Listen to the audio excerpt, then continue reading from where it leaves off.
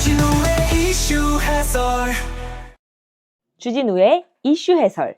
구독, 좋아요, 알림 설정 부탁드립니다. 안녕하세요. 국민의힘 주진우 의원입니다. 오늘은 이재명 대표가 엔비디아 지분 30%를 국가가 확보해서 국민들한테 나눠주면 우리가 세금을 더 걷지 않더라도 모든 국민들이 행복하지 않을까, 이런 얘기를 했어요. 전문가들이 일제히 강력히 비판했습니다.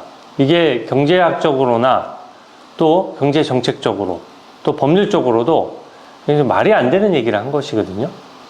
그러니까 제가 봤을 때 민노총 눈치 보려고 막 3법 개정 같은 경우에는 오히려 기업의 기업 활동을 위축시키고 그로 인해서 소액주주들한테 피해가 돌아갈 수 있는 이슈인데 막 밀어붙이고, 또 반대로 중도 보수라고 주장하면서 또 이상한 얘기들을 많이 해요. 거의 차 운전으로 따지면 드리프트 비슷하게 왼쪽으로 꺾었다가 오른쪽으로 꺾었다가 난리를 치는 건데요.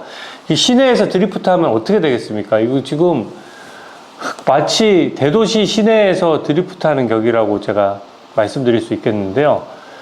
이게 멀미날 정도로 말도 안 되는 얘기를 많이 하는 겁니다. 이제는 또 중도 보수라고 하더니 굉장히 공산주의적인 발상, 사회주의적인 발상으로 얘기하는 거거든요.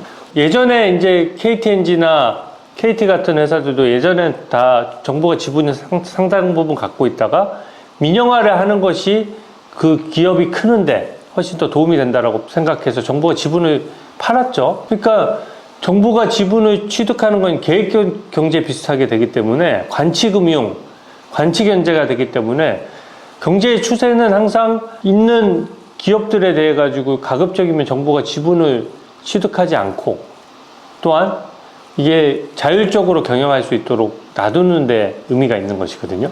물론 국민연금은 그냥 투자 차원에서 그 지분을 취득하지만 그 지분 취득도 굉장히 투자적 관점에서만 접근을 해야 되고요. 그렇기 때문에 경영에는 간섭을 하지 않는 것이죠. 근데 지금 이것은 저번에 이재명 대표가 시중은행장 다 불러가지고 마치 관치금융 하듯이 금리나 이런 부분에 대해서 압박하는 듯한 모양새를 보인 것도 굉장히 안 좋았는데, 엔비디아의 시총의 3분의 1을 국민이 갖도록 하겠다? 이게 왜 말이 안 되냐면요.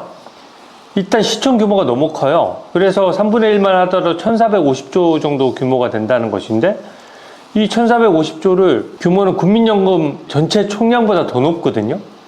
그러니까 되게 장밋빛 미래라고도 할 수 없는 것이 좀 허황된 얘기를 하는 겁니다. 엔비디아 같은 회사를 만들려고 그러면 갑자기 하늘에 뚝 떨어지는 게 아니잖아요. 초기 투자 비용은 누가 냅니까? 그럼 국민이 직접 돈을 내서 초기 투자 비용이나 회사 지분을 취득하라는 얘기인가요? 예전에는 공모주를 이제 신청을 받아서 국민들한테 매매한 적이 있는데요. 그것도 신청한 사람만 공모주를 사도록 하는 거예요. 특히 AI 같은 경우에는 저희가 물론 기술력이 좋지만은 엔비디아나 이런 회사들에 비해서 저희가 후발주자잖아요. 그러니까 초기 투자 비용이 천문학적으로 들거든요. 그러면은 이 지분 30%를 초기 투자 비용을 누가, 국민들이 또 돈을 내서 사라는 얘기인가요? 아니면 자동으로 기업이나 대기업이 국가에 헌납하라는 얘기입니까? 이게 지금 자본주의 시장 경제에 대한 가장 기본적인 이해도 없는 상태에서 얘기를 하는 것이고요. 심지어 산업은행도 부실한 대기업이 있으면 인수를 했다가도 이게 좀 정상화되면은 민간에 매각을 하잖아요. 그러니까 이게 다 정부 주도의 계획 경제를 하는 방식이 해보니까 자본주의 체제 하에서 민간에 맡기는 것보다 훨씬 비효율적인 거예요.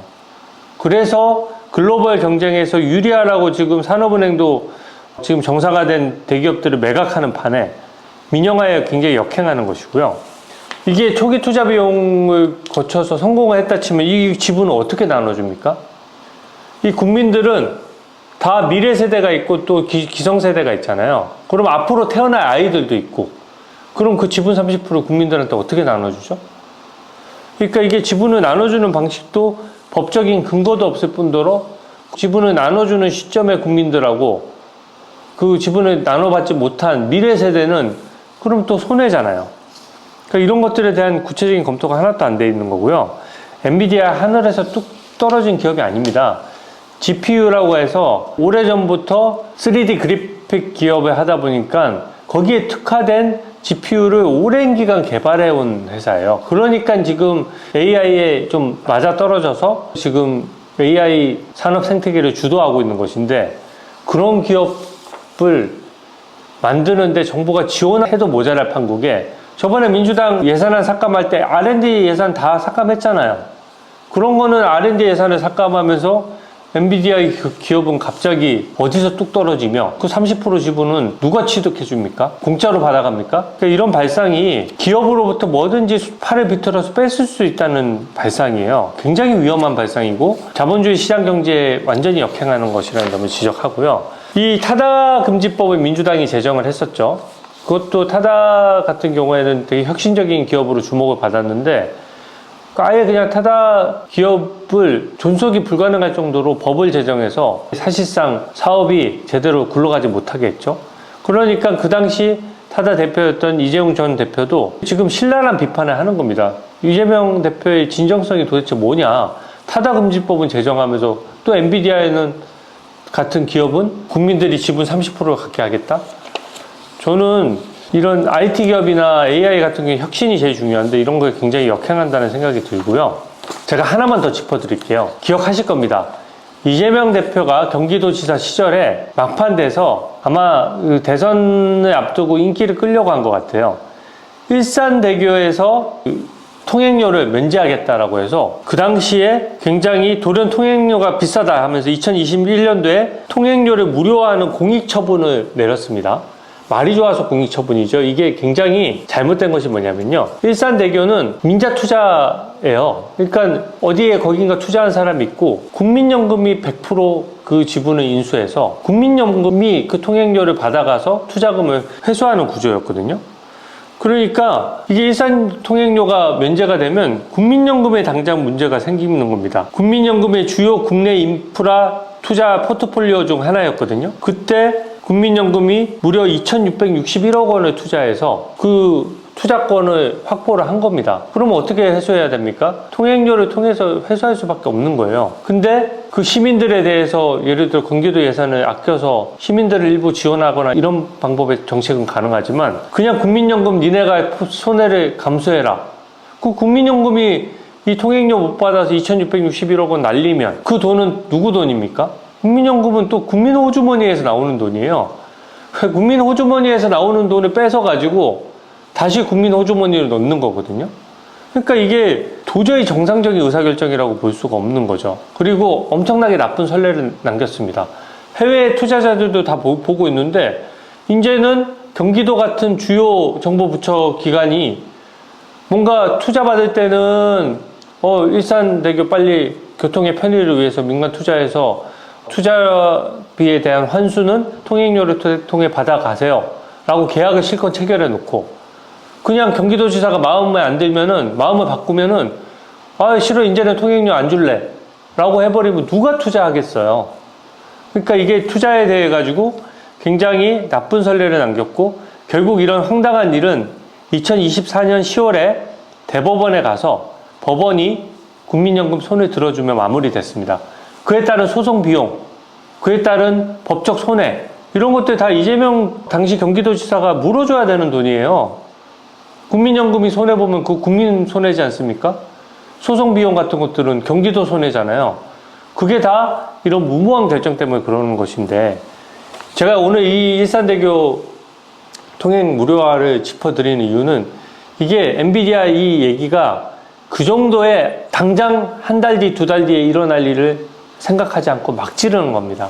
말만 그럴듯하게 하는 거예요. 실질적으로 잘 따져보면 국민들에게 손해보는 방법을 얘기하는 거거든요. 상법 개정도 마찬가지입니다. 뭔가 그럴듯하죠? 그렇지 않습니다. 배임죄를 왜 그러면 완화해 줍니까? 소액주주 보호하려고 그러면 배임죄 완화하는 거랑 방향도 맞지 않아요. 소액주주들이 좋아지는 것이 아니라 소액주주들을 대표한다는 일부 시민단체가 이걸 가지고 기업들을 삥뜯기 좋아지는 구조가 되는 거고 거기에 따른 소송 비용도 다 소액주주들한테 전가되는 거거든요. 이렇게 말만 그럴듯한 이재명표 여러 가지 경제 정책들 정말로 말이 안 된다는 점을 제가 말씀드리고요. 법적으로나 경제적으로 이것은 절대 성립할 수 없는 것이다. 이렇게 말씀드릴 수가 있겠습니다. 오늘 해서 이것으로 마치겠습니다. 감사합니다. 주진우의 이슈 해설